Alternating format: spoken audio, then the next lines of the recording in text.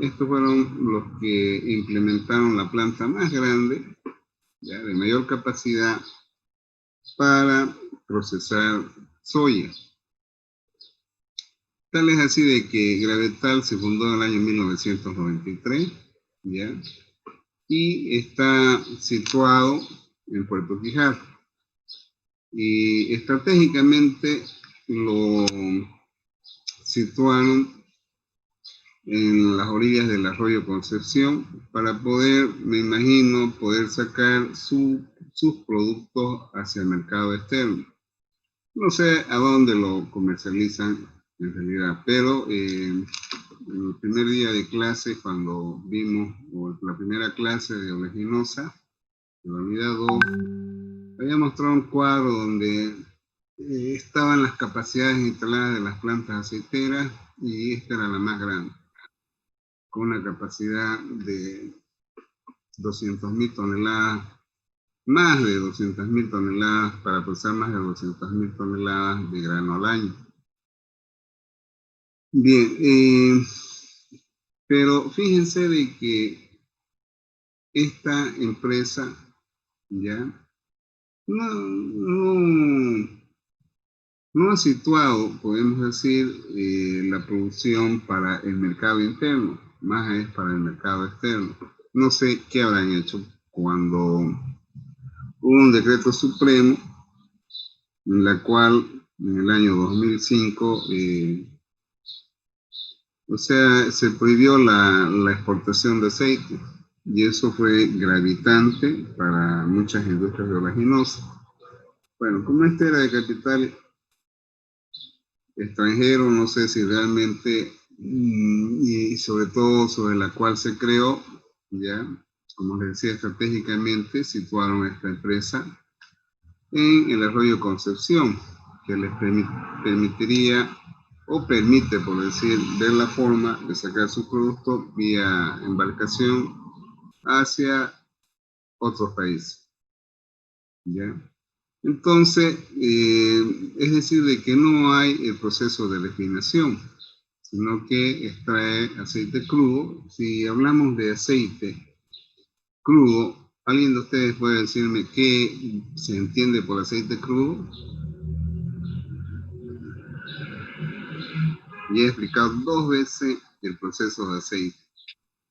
¿Qué entendemos por aceite crudo?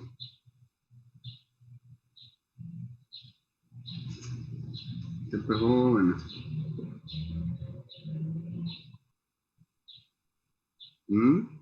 ¿Qué entiende por aceite crudo?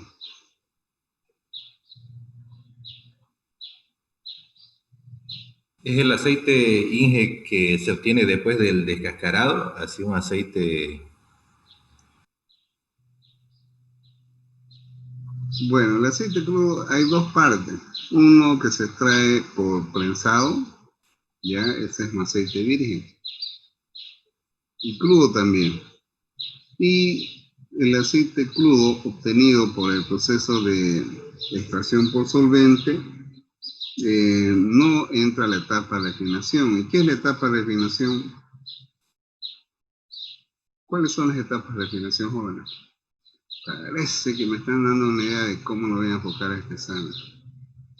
Si no están pudiendo responder, va a haber unas 5 preguntas teóricas más o menos de este tipo. ¿Qué es un aceite crudo obtenido por el proceso de extracción por solvente? En primer lugar, así como está, tiene gomas, tiene componentes que le dan un color no como el que conocemos nosotros el aceite, por la presencia de sólidos en suspensión. Y además de ello, hay componentes que transfieren olores que no son adecuados, es decir, que inciden en la composición organoléptica. Entonces, fíjense, hay unos procesos posterior al proceso de extracción por solvente, en la cual no se efectúa, ¿ya? Entonces, vamos a ver ahora cómo es el proceso de esta planta. Entonces vamos a conocer una planta más de aceitera. Bien.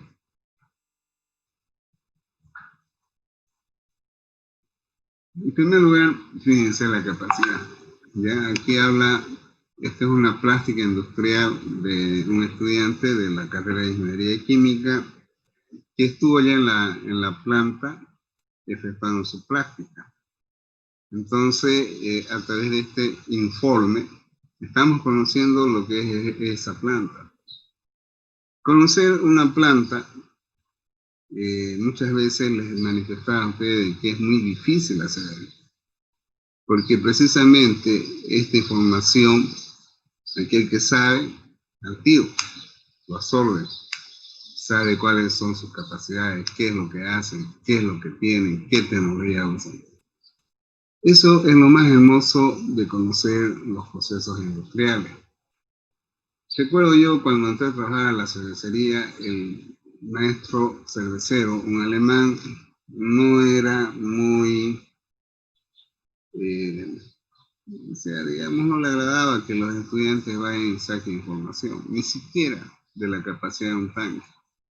Porque el que sabe de cerveza al tiro se da cuenta qué tipo de proceso es, qué tipo de tratamiento de agua le dan, y bueno, supuestamente los secretos y variables de un proceso de producción, el que sabe al tiro se dedica. ¿Ya jóvenes? Entonces las prácticas industriales, al menos para mí, son sustanciosas en el aspecto que permiten, sin haber ido a una fábrica, conocer sus procesos, sus equipos, sus capacidades. ¿Ya? Entonces, fíjense, aquí estamos pudiendo ver, en primer lugar, dónde está situada, por qué fue creada en ese lugar, cuál es la tendencia de sus mercados. ¿Listo? Incluso hablamos de la planta más grande de producción de aceite en Bolivia. Bien, se habla de que fue construida una superficie de 30.000 metros cuadrados. ¿Se imaginan? Son 30 hectáreas jóvenes. Y al mismo tiempo incorpora sistemas avanzados de recepción, almacenaje y procesamiento de soya. Cuando alguien de ustedes me puede decir qué significa esos términos, que incorpora sistemas avanzados de recepción, almacenaje y procesamiento de soya. ¿Qué implica, jóvenes? ¿Qué entienden?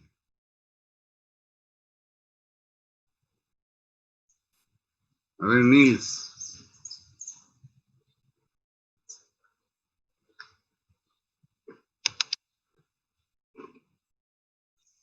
Bueno, está bueno decir no sé, porque es aquí donde ustedes tienen que preocuparse de que los términos de relación son fundamentales en el aspecto de que aquí nos está diciendo de que esta gente invirtió en la implementación de equipos de tecnología de punta. ¿Ya? Sistemas avanzados de recepción puede ser que sean sistemas controlados automáticamente y que permitan un mejor control del sistema de recepción 1, de almacenamiento, es decir, por ejemplo, las variables del secado con las que ingresa la materia prima a los hilos, ¿ya? Y bueno, eso y de procesamiento, quiere decir que los equipos que ellos han implementado, bueno, ¿ya?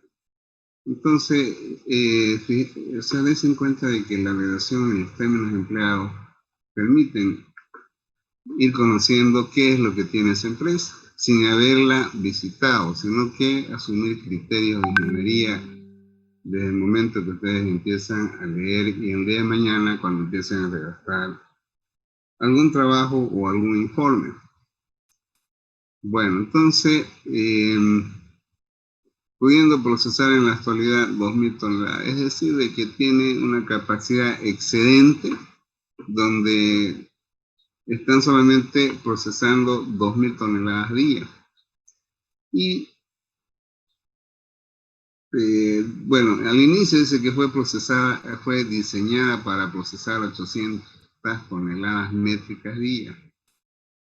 Quiere decir de que en el año 1993, esta práctica, vamos a ver cuándo fue defendida y yo fui tribunal. En 2015, de 1993 a 2015, quiere decir que ampliaron su capacidad cuando este joven fue a hacer su práctica de 800 toneladas métricas, posiblemente a más de 2.000. ¿Ya? Bien, entonces, siendo alrededor de 660.000 o 60.000 toneladas métricas al mes, pongámosle 60.000 dividido entre 30 días, bueno, prácticamente es como dice ahí, ¿no? 2.000 toneladas métricas día. No sé, para mí que debe haber un margen más de uso de capacidad instalada. Por lo cual, mi criterio para mí es de que esta planta sobrepasa a una capacidad a más de 2.000 toneladas métricas día. Bien, entonces eso es lo que el estudiante captó. ¿Ya? Opera 10 meses, los otros 2 meses se encarga de hacer el mantenimiento de las mismas. Bueno, esto es igual como los ingenios azucareros. Hay un periodo de zafra. Por otro lado, en la cuestión de los procesos de producción de oleaginosas, hay los cultivos de invierno y las campañas de verano, invierno, algo así. Es decir, de que son estacionales en función a la producción de materia prima. ¿Ya? Bueno, aquí está su ubicación de la planta, está, como habíamos dicho, estratégicamente por algo fue establecida a orillas de este arroyo, ¿ya? Tiene 30 hectáreas de implementación, y fíjense, es grande, muy grande. Bien, y aquí este mapa de acá muestra los lugares de acopio. Es decir, que los lugares de acopio se constituyen en lugares donde se implementan silos de almacenamiento para poder almacenar la materia prima de los productores que, bueno, hacen negocios con la empresa. Entonces, fíjense, sus lugares de acopio, uno en Montero, otro en Guarne, otro en Cotoca, en Pailón y así, hasta que llega hasta Tres Cruces. Bien, entonces esto da a entender de que procuran gastar la mayor cantidad posible de producción de soya y que en este caso está relacionada a los productores de soya. Ahí tiene su misión y visión, la capacidad de producción. Dice, asciende a más de 2.000 toneladas métricas día. Bueno, eso ya lo dije hace rato. ¿Qué es lo que produce esta empresa? La harina de soya, que es un subproducto que sale en los procesos de trituración, ya del mismo descascarado. Y fíjense de que en este caso, no sé por qué, hasta cierto punto, llega a su proceso en que obtienen aceite desgomado, porque el proceso de refinación de aceite se inicia precisamente con el desgomado, ¿ya? Y de ahí hay otros procesos siguientes, que está la desodorización, la eliminación de partículas sólidas en suspensión, pero aquí llega hasta al menos obtener aceite desgomado, ¿ya? Entonces, me imagino que es hasta ahí donde llega este proceso de producción de aceite que, como les dije al inicio, su mercado más es hacia afuera.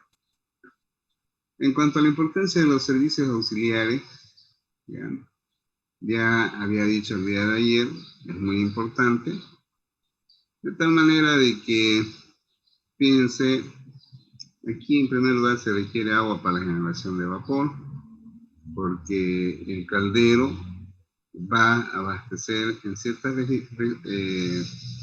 equipos de vapor sobresaturado. Y digo sobresaturado porque recientemente algunos de ustedes han llevado termodinámica y se les pregunto qué es un vapor sobresaturado. Me gustaría que me respondieran.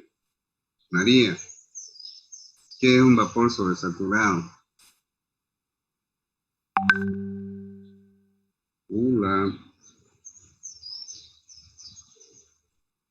Nikita, ¿qué es un vapor sobresaturado?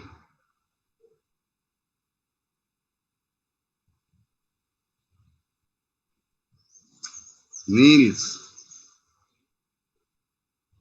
si ustedes aprenden una materia, no lograron entenderla, es una pena, porque técnicamente les pueden preguntar una teta y tenemos un vapor que genera vapor húmedo. ¿Qué es un vapor húmedo? ¿Qué es un vapor sobresaturado? Tenemos un caldero que genera 10 toneladas de vapor hora y genera ese vapor a 130 grados Celsius, a una presión de 8 kilos de presión. ¿Qué tipo de vapor es? Ustedes ven la placa, ahí está.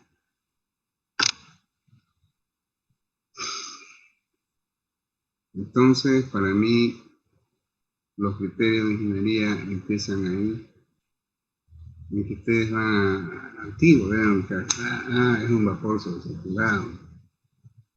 A esa presión y a esa temperatura de 130 o 140 y 8 kilos de presión y 10.000 kilos de vapor hora es un señor caldero. Bueno, entonces fíjense de que los servicios auxiliares son fundamentales en este aspecto. La planta de tratamiento de agua de esta empresa no es como las que hemos visto acá, porque la mayoría de las industrias que están situadas acá en Santa Cruz hacen una perforación de pozos, cada extractor de pozo propio, dependiendo, ¿ya? En este caso, la calidad del agua que es extraída, se debe diseñar el sistema de tratamiento de agua. Si el agua es muy dura, lo va a hacer sonarse al caldero en 2 patadas. Va a formar incrustaciones. Y hasta alguna vez, cuando se desconocía esto de la importancia del tratamiento de agua, un caldero llegó a explotar por nada más de que empezó a taponarse, empezó a reducir el área de flujo del agua, empezó a incrementar la presión hasta que explotó. En Bolivia ha habido 2 casos ya. Y que explote un caldero, y si alguien está ahí, ni los zapatos se quedan. Entonces, jóvenes, tienen que ir considerando la importancia que tiene en su formación cada una de las materias que ustedes integran. Bien, ahora, León. ¿sí? Bueno, el servicio de energía eléctrica. Imagínense que está en un lugar donde no está CRE. No sé si habrá un sistema aislado allá o posiblemente que pueda extraerse energía eléctrica que proviene de Brasil. O caso contrario, generar su propia energía a través de grupos electrógenos. Y Ingeniero, sí, ingeniero, disculpe, estaba con eso. ¿A qué se refiere con aceite desgomado? El aceite deshumado es un proceso en el cual el aceite que ha sido extraído por solvente, ¿ya? Tiene partículas todavía en suspensión que Es le la dan forma, una coloración. Luego hay unas partículas, unos compuestos que le dan un aspecto gomoso y ya, se agrega ácido fosfórico para eliminar estos compuestos, ¿ya? Y después viene un proceso de neutralización y de ahí viene un proceso de filtración y de ahí viene un proceso de desodorización y así. Entonces, en esta muy bien, empresa ingeniero. hasta el proceso de desgomado. ¿Se entendió? Sí, sí, sí. No pensé que era, digamos, al aceite ya para la No, comercialización, pensé que más a eso se iba. no, esta empresa más su mercado es afuera. Ah, ya. Bueno, les decía de que posiblemente esta empresa que está situada tenga su propio generador de energía eléctrica, ¿ya? Y lógicamente puede ser que funcione a gas y si están lejos, bueno, tienen que comprar un combustible para poner en marcha su sistema de generación. Entonces, fíjense de que la ingeniería es tan hermosa que requiere tiempo comprenderla y entenderla, y esos son los procesos, jóvenes. Vamos a ir viendo. Ya dice, la planta profesora de adaptarse por de agua del mismo arroyo de concesión. El que no sabe aguas dice, puta, pues, se coloca una bomba ahí, succionamos flash y la empleamos. Pero las aguas superficiales, las aguas de los ríos, lagos, lagunas, generalmente son aquellas que presentan mayor contaminación, ¿ya? Hay mayores eh, compuestos sólidos, solubles, sólidos en suspensión y otros que afectan la calidad del agua. Por eso es de que el agua de pozo profundo es más, tiene mejor características químicas para su uso que un agua superficial. En todo caso, pues, si Santa Cruz desearía proveer agua a su población del Piraí, lindo sería. Se gastaría agua de ahí y se diseñaría una planta, pero ¿qué es lo que hace esa agua paz y la otra cooperativa? Perforan pozos, captan, si el agua es adecuada, le hacen una dosificación de cloro y, bueno, se hace la distribución. Pero en este caso, con una industria, ya, fíjense de que entra y se envía a piscinas de floculación y sedimentación. Y eso ustedes lo han visto en operaciones unitarias 1. De ustedes varios años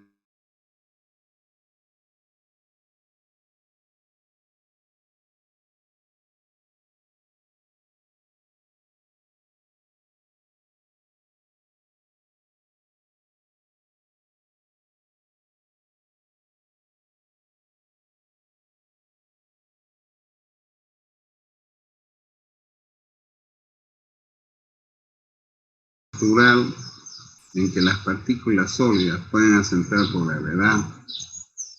La floculación es la formación de partículas que son atraídas por la acción de una sustancia química, generalmente un floculante, que permita precisamente la deposición de estas partículas sólidas que están en suspensión, no sedimentan fácilmente, ¿ya?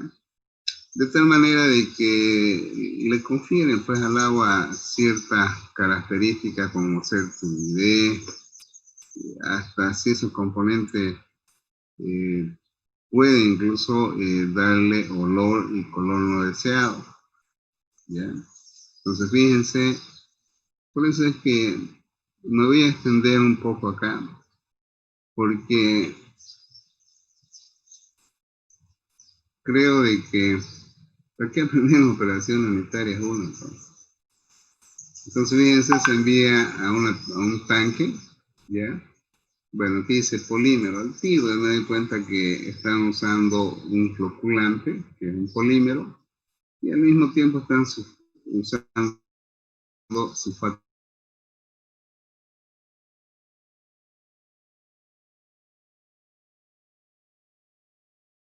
¿Qué es lo que hace este mezclador? ¿Para qué este mezclador?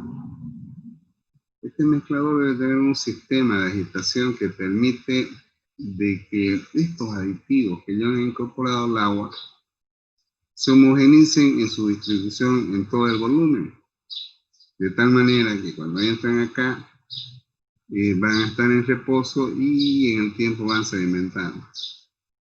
Va a llegar un punto en que esto va a formar una cantidad de lodo en la parte inferior y a través de una bomba ya situada a cierta altura de esta piscina va a permitir el flujo del agua a través de 2 filtros de arena. Por ejemplo, ahí en la carrera de Ingeniería Química, el que les habla diseñó esa plantita de tratamiento de agua con filtro de arena, inhibidor de carbón y de intercambio iónico. Y bueno, costó muelas porque a lo último para la acreditación generalmente fueron los estudiantes los que ponían los quintos, pero ya lo último se necesitaba como 2.000 bolivianos para volver a hacer el cuerpo. Bueno, entonces jóvenes, la finalidad de comprender esto ya es fundamental. Entonces aprovechen porque después, no sé si alguien les irá a hablar de esto, pero todavía estoy vivo. Entonces les decía de que los filtros de arena permiten la retención de partículas y todavía hablamos de filtros a presión. Recuerdo que un colega ahí empezó a criticar cuando empezamos a hacer la planta y casi le digo, callate, reposa, porque pero sí, esto puede ser un filtro por gravedad. Aquí vamos a diseñar un filtro por gravedad en la cual el flujo que queremos tratar requiere de un caudal, no requiere que caiga o podamos tener un agua filtrada de 10 litros en una hora, queremos 10 litros en un segundo, no en una hora. Entonces ahí están los criterios, casi le digo, vos qué sabés lo que son los filtros a presión y lo que son los filtros naturales, ¿ya? En algunos lugares, ¿qué hace la gente? La gente que vive en el campo jóvenes agarra un recipiente y le hace ellos mismos diseñan su filtro. La lavan bien las piedritas, van, y el agua tuya le echan ahí y va sedimentando y sale un agua más clara. ¿Hasta cuándo? Hasta que eso se va a saturar, hay que sacar las piedras, lavarlas nuevamente y otra vez. Acá pasa lo mismo, el tiempo se va a saturar. Pero, ¿qué es lo que van a obtener? Van a obtener un agua clara, acá, ¿ya? Y fíjense la creatividad del que sabe el tratamiento de agua. Esa agua, ya, como es agua en suspensión, por ejemplo, una vaca, se murió una paloma, cayó a esa bahía, hubo descomposición, malos olores, o por ahí alguna especie fue y murió ahí, o un cristiano se ahogó ahí. Fíjense de que esos malos olores van a ser obtenidos a través de la presión unitaria de absorción con D. Y para ello tenemos filtros de carbón. Pero el agua puede ser que sea agua dura. Entonces pasa a un sistema de intercambio iónico. Ya nosotros diseñamos de la siguiente forma en la universidad. Primero, el filtro de arena. Después, el intercambiador iónico. Y por último, el filtro de carbón, y eso no fue porque a mí me dio la gana, sino que las resinas, cuando son nuevas, confieren un olor que es feo realmente. Ustedes toman esa agua, se siente como la resina confiere ese olor al agua. Entonces, para evitar eso, le pusimos el filtro de carbón para eliminar esos malos olores. Y aunque ustedes no crean, con esa plantita yo hice hacer los análisis, lo llevé a la BRO y nada que envidiar al agua que comercializan como agua de mesa. Bueno, jóvenes, ahí tenemos un agua ya que reúne las condiciones. ¿Ya? Y fíjense, lo almacenan acá y utilizan para reposición de agua de caldero, es decir, de que hay pérdida o purga. Y encima se dice que agua de reposición actúa el enfriamiento de agua. ¿Qué implica? De que usan bastante agua en sistemas de intercambio de calor y siempre hay pérdida, ¿no? En el proceso de enfriamiento por evaporación. Entonces, la disminución de esos volúmenes hay que recompensar nuevamente. Y fíjense, ¿no? Aquí hay una foto, lo que acabo de hablar. Esto acá es un tanque donde dice tanque de sedimentación floculación, hay la inserción de esos floculantes, puede ser sulfato de aluminio, polímero, y aquí vemos que hay 2, 4, 6, 8. 2 de ellos son filtros de arena, 2 de ellos son pulidores de carbón y 2 de ellos son intercambiadores iónicos. Entonces les digo, el que sabe, al tiro, ve la foto, ve un diagrama, uno se da cuenta. Y eso es lo que pretendo de que ustedes, cuando sean profesionales, con solo ver un diagrama o un layout, sepan qué significa. Bueno, jóvenes, después tenemos lo que es el ablandamiento de agua. Ustedes dirán, ¿y cómo se ablanda el agua? Manazo. No, el agua natural, en función a la presencia de bicarbonatos de sodio, de calcio y magnesio, que confieren en lo que se denomina alcalinidad, y la presencia de otras sales que tienen calcio y magnesio, confieren al agua una dureza que en partes por millón, si esta es más de 200, 300 partes por millón en carbonato de calcio, es un agua muy dura. Consiguientemente, a través de los sistemas de intercambio iónico o con la adición de cal, se permite la disminución, en primer lugar, de lo que viene a ser dureza temporal, que son los bicarbonatos, y reducir esta dureza a valores por debajo de 200, mejor si está por debajo de 50 partes por millón de carbonato de calcio. Porque si no, va a hacer sonarse a los intercambiadores, calderas y otros. ¿Listo? Bueno, jóvenes, volvemos en 15 minutos. Ya, Inge. Sin enojarse, pero vayan a tomar su cafecito. ¿Ya?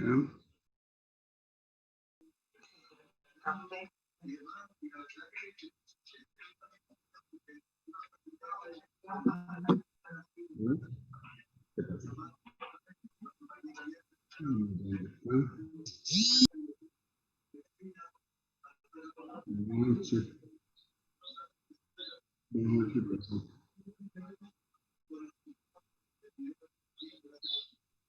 ¿Qué me canso de hacerlo?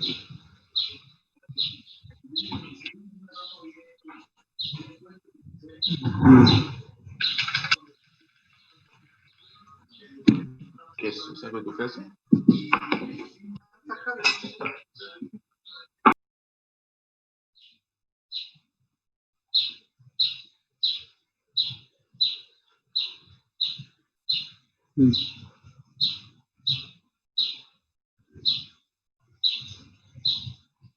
Bien, jóvenes. Aquí, fíjense, hay un esquema de lo que viene a ser el filtro de arena. Está conformado por lecho. Es decir, abajo tiene gravas. Ya no sé si se ve. Si no, vamos a ampliar. Aquí está la arena, aquí hay una cámara de expansión, aquí hay gravas que van a retener de que la arena no salga por la presión hacia abajo. Y bueno, entonces hay un sistema de distribución y una cámara que permite la captación del agua filtrada. Y bueno, de ahí es que se envía al otro proceso, ¿no? El otro proceso que tienen es, viene a ser los pulidores de carbón, que tienen la misma característica de construcción de este filtro, ¿ya? Y después tenemos los intercambiadores iónicos, que tienen resina de ciclo sódico, que permite el intercambio de los iones calcio y magnesio y obtener un agua blanda que pueda ser usada en la producción de generación de vapor, como así también como agua que va a ser empleada en los sistemas de enfriamiento en las distintas partes del proceso donde se empleen intercambiadores, ¿no? Entonces no voy a entrar mucho en detalle, acá está el sistema, aquí es un esquema de cómo se regeneran cuando estos intercambiadores se agotan. Entonces la repulsión del ion sodio es precisamente a través de la salmuera, que es cloruro de sodio, y el sodio repone nuevamente los centros activos que tienen estas resinas. Pero hay una explicación acá de lo que ocurre. No voy a entrar en detalles porque hablar de esto es otro tema, ¿ya? El agua de enfriamiento. Fíjense de que manejar 800 metros cúbicos de agua hora es harto. Son 800.000 litros de agua que emplea esta empresa en una hora. Entonces esta agua caliente no va a decir, bueno, como es agua caliente, nuevamente la devolvamos nuevamente a la laguna. No, es agua que ya han gastado plata en su tratamiento. Consiguientemente hay que enfriar esta agua para nuevamente ser reutilizada. ¿Y cómo? A través de la operación unitaria de humidificación. Entonces aquí vemos una torre de enfriamiento de agua. Imagínense manejar 800.000 litros de agua en una hora es harto, joven. Entonces ellos emplean esta torre de enfriamiento de agua para poder enfriar el agua y nuevamente utilizarla. Bien. Aquí dice, bueno, no, como les manifesté, deben tener su propio sistema de generación. Y hablamos de 3 grupos de electrógenos, ¿ya? Y de dónde sale el gas natural, no nos olvidemos que nuestro país vende gas natural a Brasil. Entonces debe haber una línea, ya que se ha hecho la alimentación a esta planta para la alimentación de gas, para la combustión, de tal manera que estos grupos de electrógenos puedan generar energía eléctrica a través de la conversión de la energía química en energía eléctrica, a través de estos grupos de electrógenos. Bueno, y fíjense, aquí tenemos los transformadores. Me imagino que son transformadores, para mí que debe tener más de 1000 kV, ¿ya? Que no dice acá, pero solamente manifiesta de que convierte la energía de 380 a 220. ¿Ya? Cuando uno va a una empresa y sabe los grupos de electrógenos, uno puede darse cuenta de que es una empresa grande porque los transformadores, así como este que yo veo en la fotografía, implica alto consumo de energía eléctrica. ¿Para qué? para poder suministrar la energía a los distintos equipos. Bueno, entramos a la parte del servicio de vapor. ¿Ya? Dice que gran parte del agua que es utilizada, el 98%, se emplea para el consumo de vapor. Bueno, tan solo de la capacidad de los calderos vamos a tener una idea, aunque acá, bueno, habla de un caldero monotubular, ¿ya? Aquí los calderos, voy a hablar un poquito. Los calderos pueden ser homotubulares, acotubulares, pirotubulares, de tal manera que cada uno de ellos tiene sus propias características que están relacionadas por donde fluye el agua y por donde fluye el vapor, ¿ya? Entonces, si dice que en estas calderas los humos son los que circulan por dentro de los tubos, significa que por la parte externa está el agua, que al recibir esa energía calorífica ya pasa al estado de vapor. De acuerdo a la presión podemos tener un vapor sobresaturado. Bien, 21,8 toneladas, son calderos grandísimos, 21.800 kilos de vapor en una hora general. La planta es grande. ¿Y dónde lo emplean? En el acondicionado de la soya. Habíamos mostrado hace 2 días y ayer de que son equipos donde el vapor ingresa, ¿ya?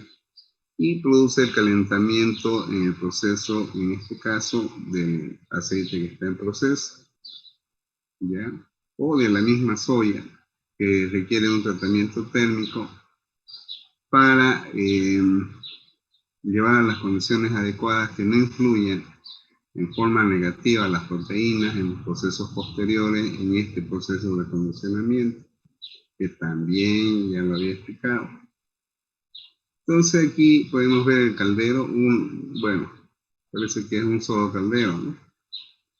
Un solo caldero de 21.800 kilos de vapor es grande. Bueno, y aquí fíjense, está mostrando cómo hay la distribución de la cantidad de vapor que se distribuye a los distintos equipos que requieren de este fluido. Bueno, ha habido 3 calderos entonces. ¿Sí? Bien, si seguimos, hablamos de que ellos emplean, en primer lugar,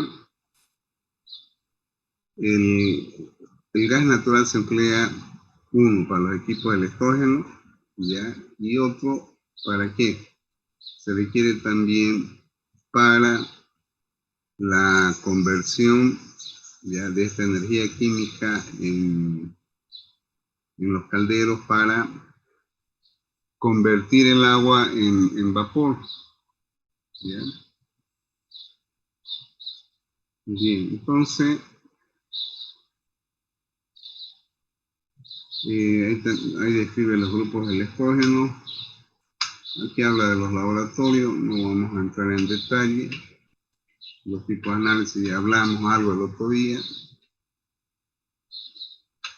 No voy a entrar en esto. Esto sí. Bien, aquí ya habíamos visto de que la soya,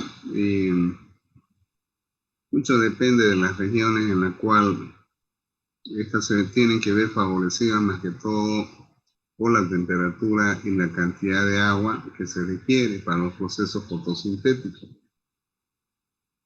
Bien, bueno, esta es la composición de la soya.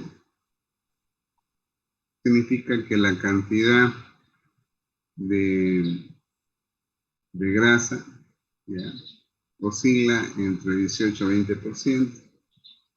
Entonces, este es un valor importante para efectuar un balance de materia, para determinar los sistemas de pago a los productores. El hexano es el solvente.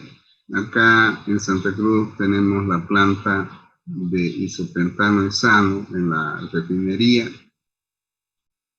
que inicialmente era una planta de las primeras, no sé si era de 30.000 barriles por día o 5.000, que funcionaba años atrás al frente del parque urbano. Ahí era la refinería, años atrás. En la década del 70 se implementó la refinería de Palmasola y este equipo se lo adaptó para la producción de hexano y isopentano. ¿Qué resulta después de la unidad de crudo donde se tiene los splitters de nafta? Que voy a hablar y mostrarles lo que acabo de mencionar posteriormente en la última unidad. Esto de acá ya lo habíamos visto, el camión se carga, se hace una prelimpieza, se hace un secado para evitar de que la soya entre con contenido de humedad a los hilos. Aquí, por ejemplo, habla de otro tratamiento para seguir eliminando algunas impurezas a través de cribado, por eso se habla de post-zarandeo, ¿ya? El craqueado, descascarado, es decir que en otras palabras esto viene a ser el proceso de reducción de tamaño, eliminación de las cáscaras, el acondicionado es un tratamiento térmico, ya hablé bastante de esto, ingreso de vapor, para evitar de que las proteínas tengan un efecto negativo en los procesos posteriores. Hablamos acá del proceso de extracción de aceite, ¿ya? Entonces, si inicialmente hay un proceso, bueno, laminado, la extracción, aquí directamente lo plantea como el proceso de extracción por solvente, se tiene el aceite crudo, destilación para la recuperación del hexano, ¿ya? Y el desgomado para la eliminación de unas partículas que a través de la adición de ácido ortofosfórico para eliminación de estas gomas o fosfáticos. Como no se pierde nada, nuevamente forma parte de la soya, ¿ya? De la torta de soya. Bueno, y esta empresa, lo que les decía, uno de los productos que saca hacia afuera precisamente es la harina de soya. Entonces lo incorpora nuevamente acá y va a formar parte del producto final que es la harina de soya. Bueno, aquí por ejemplo hay algo de la parte de refinación hasta aquí, ¿ya? Se seca, se enfría, pero no hay, por ejemplo, la desolarización, no hay el proceso de filtración para la decoloración. Entonces, esta es una característica muy diferente que tiene esta empresa en su proceso de producción. Bueno, aquí muestra cómo llega la soya ingresada, se pesa, incluso llega hasta en vagones, ¿ya? Manifestaba que era lo último en tecnología, someten al muestreo, guardan las muestras testigos, la humedad, ya habíamos dicho que en función a ello se le determina el pago, como así también se ha hecho grano partido, entonces establece los parámetros para la realización y pago a sus proveedores de su materia prima, impureza, grano dañado, que ya lo habíamos visto. Y lógicamente de que antes de almacenar ya hay estos procesos, ya que ya lo expliqué también, hasta que llega a los hilos, ¿no? Aquí, por ejemplo, este dibujito ya lo habíamos visto en forma animada, es más bonito que este. Aquí muestra la zaranda, las básculas, los secadores, que es bueno, aquí vemos que es un secador tipo bandeja. Una vez de que se eliminó el agua y tiene ya la soya un contenido de humedad adecuado, se envía a través del sistema de canguilones a los hilos, ¿no? Entonces, aquí, por ejemplo, en la descarga, aquí es grave porque hay partículas muy finas. Lo que pude ver en Sao cuando fui, estos granitos se esparcen a varios metros Y hay aves que vienen y se alimentan de esta semilla. ¿Qué es lo que hizo Saúl? No sé si compró un águila o un halcón, ya adiestrado. Entonces lo colocaron ahí, ave que venía ahí, bueno, este era su predador, ¿no? Entonces era la forma de evitar de que esto se llene de aves.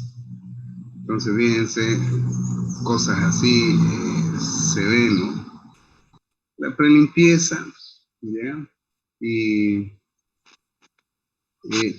precisamente es eliminar ciertas impurezas todavía, ¿ya? Fíjense, acá viene a ser un sistema complejo, tal como se describió al inicio de este informe, de tecnología de punta. Fíjense, entonces me imagino que estas son cribas vibratorias que tienen un sistema elevado, ¿ya? Bien, entonces, esto es lo que el secado ya habíamos visto también. Bueno, por ejemplo aquí, ¿qué es lo que podemos ver de este informe? Dice secador a gama, me imagino que esta es la característica y el nombre de este secador. Tiene la capacidad de reducir la humedad de la soya en un 2% aproximado. Si entró con 14, lo va a reducir a 12. ¿En qué tiempo? En 45 minutos. Y habla de un flujo de alimentación de soya de 68 a 70 toneladas hora. Entonces, aquí, cuando uno hace un balance de materia y energía, se puede determinar cuánto de aire se requiere, qué temperatura debe tener el aire que ingresa ahí. Bueno, entonces, no me equivoqué, si entra con 14 a 15 va a salir con 2% menos, ¿no? Bueno, y aquí muestran los equipos de secado. Estos equipos de secado los he visto más que todo de que son diseños que provienen de Europa y que en Brasil la empresa Kepler-Weber, que ha sido la que más ha difundido la tecnología de almacenamiento de grano, diseña estos equipos también, ¿ya? Y fíjense estas entradas de acá, ¿ya? Son entradas de aire caliente. Y esto que ustedes ven acá como ventana permite la inserción de aire del medio ambiente. Bueno, habla de un sistema homogeneizado. Esto significa de que el contenido de humedad en los granos debe ser en lo posible similar en toda esa masa que se va a almacenar. Bien, ahí tenemos los hilos, homogeneizadores. Y bueno,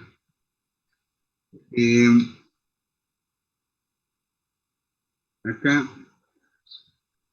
ya muestra lo que viene a ser ya el ingreso de la materia prima desde los hilos hasta llegar al proceso de extracción.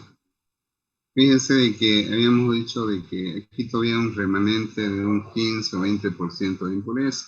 Entonces, nuevamente pasa a un sistema de cribado. Las partículas muy finas van a un ciclón, operaciones unitarias 1. Acá se transporta a través de un sistema de chimango o gusano hacia un canguilón, ¿ya? Y entra a los molinos, quebradores o reductores de tamaño. Acá un tratamiento térmico, un proceso de laminación que ya había mencionado, y lo que viene a ser un expander es el nombre que se le da a un sistema muy actual que aparece últimamente, y cumple dos objetivos: homogeneización y transporte. El post-limpiado es todavía eliminar más partículas e impurezas que pueda haber. Ya siguen usando cribas, tamizadores vibratorios. Se almacena y viene después el proceso de fracturado, luego el laminado, Ya, aquí muestra los sistemas de rodillas por los cuales se sigue haciendo reducción de tamaño en función al diámetro, espacio, luz que se dé entre rodillo y rodillo. Bueno, aquí muestra los esquemas del quebrador. Aquí muestra el descascarado. ¿Ya? Las cáscaras, igual como el ingenio azucarero, ¿qué hacen con el bagazo? El bagazo tiene un alto contenido energético. Entonces, en vez de usar leña, ¿qué usan? Lo usan para quemar en los calderos como combustible, ¿ya? Y generar vapor. Ese vapor, aplicando la primera ley de la termodinámica, que se puede convertir un tipo de energía en otro, lo convierte en energía calorífica en energía mecánica, energía eléctrica, de que lo vamos a ver en día de mañana. Me estoy anticipando. Bueno, ya habíamos hablado del quebrado, qué finalidad tiene, el descascarado igual, volví para atrás, ¿ya? Y fíjense acá, tenía razón el que hizo este informe, porque esto de los aspiradores de cascarilla significa que como son partículas muy livianas, entonces a través de la succión de un aire a una velocidad y una presión dada, permite aspirar esta cascarilla que está en la masa, ¿no? Y enviarla a otro lado, porque esto no se requiere en el proceso de extracción. Bien, aquí habla, por ejemplo, del sistema de acondicionamiento. Habíamos visto el de taza, que era vertical, este es horizontal, el sistema de acondicionamiento. El laminado, que es aumentar la superficie de contacto, ya a cierto espesor se aplana, podemos decir, el grano de soya, para facilitar el proceso de extracción por solvente. Entonces aquí muestra, miren, las láminas obtenidas, ¿no? A través de este proceso de laminado, que es como le decía ayer hablando, es como cuando uno hace pan, le da luz lero y a la bolita uno le da cierto espesor. Bueno, entonces fíjense, ¿no? Aquí muestra el esquema y habla del expandido. Y el expander es un proceso en el cual habla de un tratamiento térmico con vapor directo, ¿ya?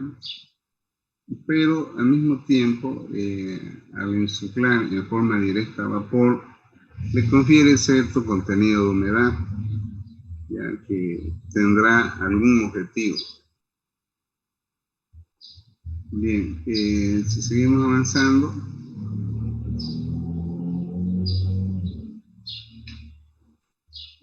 aquí muestra los equipos de expander, ya. Es como dijo, ¿no? Es un proceso que difiere del que habíamos visto el de taza. Bueno, semejante planta grande, también fíjense las dimensiones que tienen los equipos. Bueno, jóvenes, ya me cansé ya. Bueno, lo que sí me interesa de explicar esto. Recuérdense que yo el día de ayer en forma animada les mostré un equipo de extracción.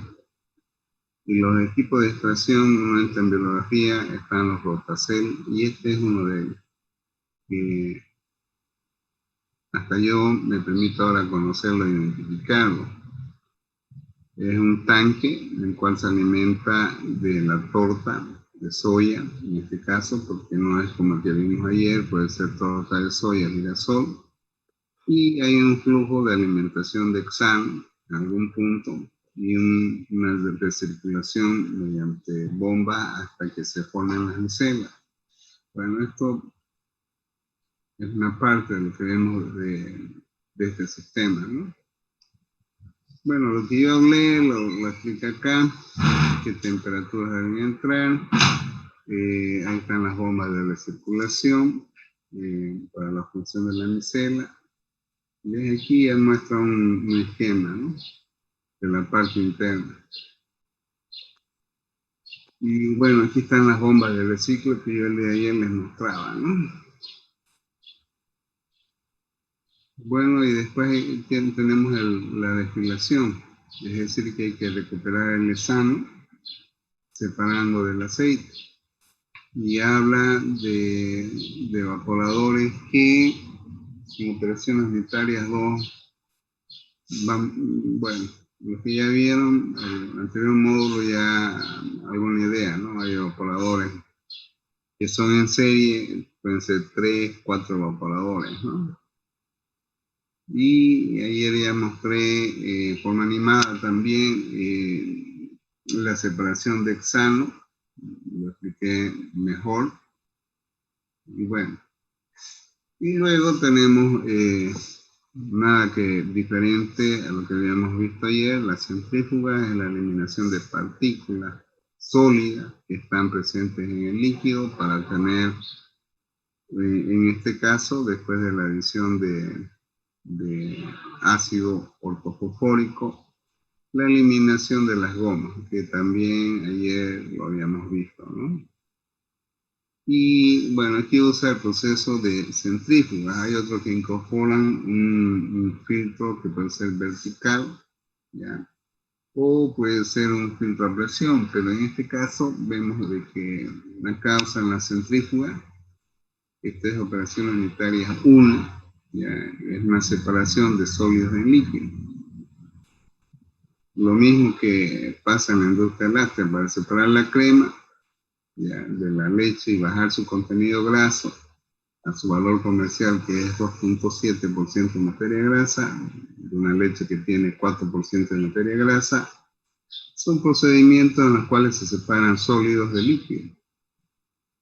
Bueno, jóvenes, vamos a quedar acá. No quiero hablar más de las operaciones unitarias, ya hablé ayer bastante. Vamos a quedar acá, jóvenes. Mañana entro a lo que viene a ser el proceso de producción de azúcar de caña. La verdad que estos informes de prácticas industriales de la Gabriel lo enriquecen aún. Lamentablemente hace años que ya no voy para allá. Bueno, jóvenes, muéstrense en pantalla, porfa. Terminamos la clase. 28. De 36, 28, estamos bien, 27 en total.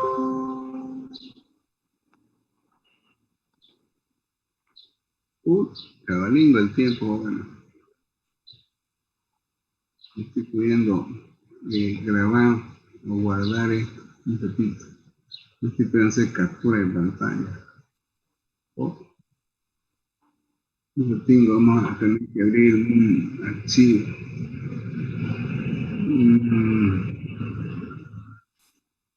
Documento de escritorio,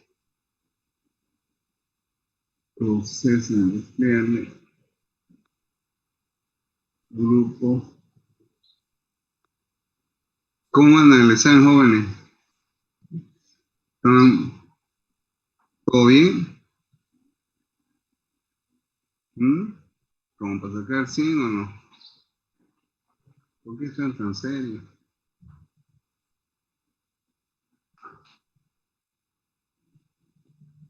Bien. Ya va uno. Ya. Y la última captura, ¿listo? Ya van 2.